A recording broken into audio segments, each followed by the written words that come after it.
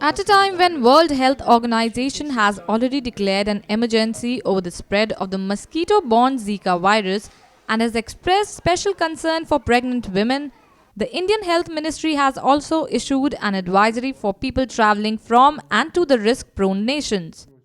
Nnis caught up with pediatrician Dr. Dinesh Kaul to know more about the virus and its risks to people, especially to pregnant women. And this is primarily a mosquito-driven vector-borne illness, which is spread from the mosquitoes. So unless and until the people who are bitten by the mosquitoes, the infected mosquitoes will get infected. So primarily transmission is from human to human. So I don't think we should create a public health scare at this point of time, because it is not like influenza, which is spread by droplet infection, by aerosol, by contaminated objects. Okay, so you have to have a mosquito-borne vector. This is something like dengue. The illness is like dengue type of an illness.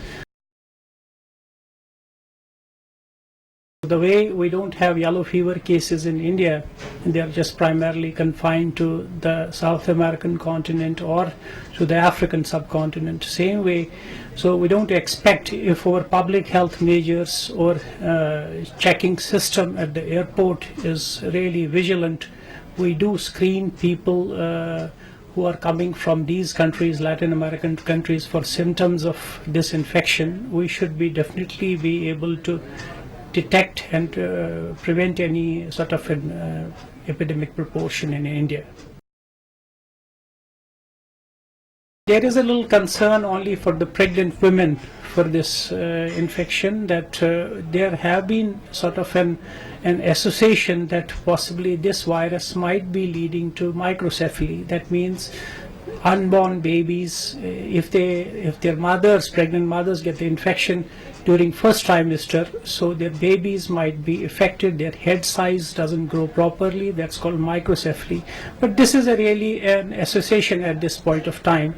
So there is no scientific data to validate this, that there's a 100% association between Zika virus and microcephaly.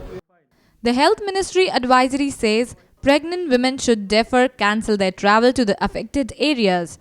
All travelers to the affected countries should strictly follow individual protective measures, especially during the daytime, to prevent mosquito bites.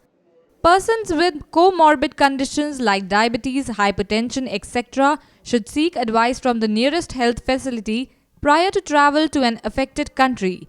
Travelers having febrile illness within 2 weeks of return from an affected country should report to the nearest health facility, it added. The ministry said all international airports and ports will display signage with information on the disease. Travelers will be asked to report to customs if they are returning from affected countries and suffering from febrile illness.